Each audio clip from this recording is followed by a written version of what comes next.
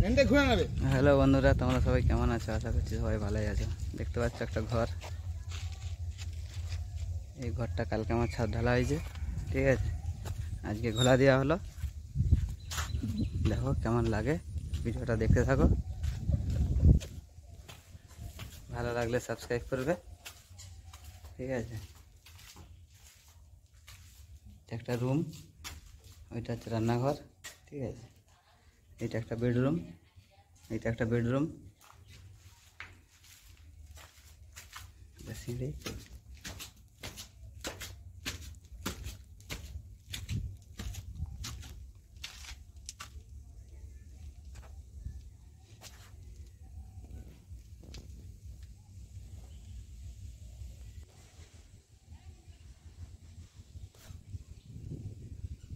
কেমন হয়েছে সাবস্ক্রাইব করবে, কমেন্ট করবে ভালো লাগলে, ঠিক আছে।